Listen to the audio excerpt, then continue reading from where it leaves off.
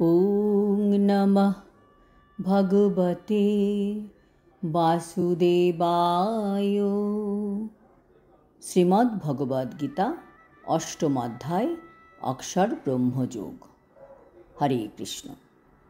আজ আমরা অষ্টম অধ্যায়ের 25 নম্বর শ্লোকটি শুনব।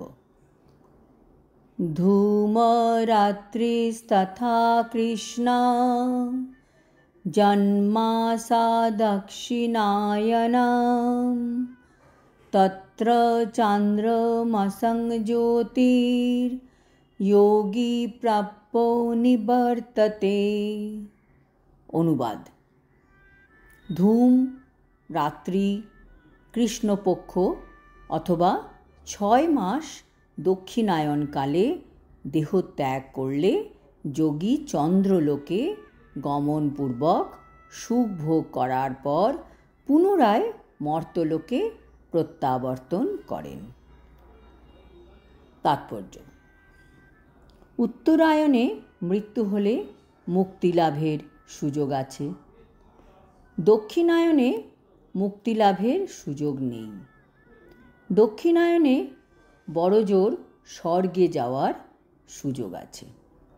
স্বর্গলোকে যাওয়া মানে পুণ্য যখনই শেষ হয়ে যাবে আবার মর্ত্যলোকে ফিরে আসতেই হবে। দক্ষিণায়নে যে সকল যোগী দেহত্যাগ করেন তারা প্রথমে ধূম এর দেবতার দ্বারা প্রচালিত হয়ে রাত্রির দেবতার কাছে পৌঁছন। সেখান থেকে তাকে নিয়ে যাওয়া হয় কৃষ্ণপক্ষের দেবতার কাছে, সেখান থেকে দক্ষিণায়নের দেবতার কাছে, যখন তারপর পরিশেষে চন্দ্রলোকে পৌঁছে তিনি সুখভোগ করেন। শ্রীমদ্ ভাগবতের 3য় স্কন্ধে কপিল দেব উল্লেখ করেছেন যে পৃথিবীতে যারা সকাম কর্ম ও যজ্ঞ অনুষ্ঠানে দক্ষ তারা দেহত্যাগ করার পর চন্দ্রলোকে গমন করেন। এই সমস্ত উন্নত আত্মারা সেখানে দেবতাদের গণনা অনুসারে 10,000 বছর বাস করেন এবং সোমরস পান করে জীবন উপভোগ করেন, কিন্তু পরিশেষে তাদের আবার এই পৃথিবীতে ফিরে আসতে হয়।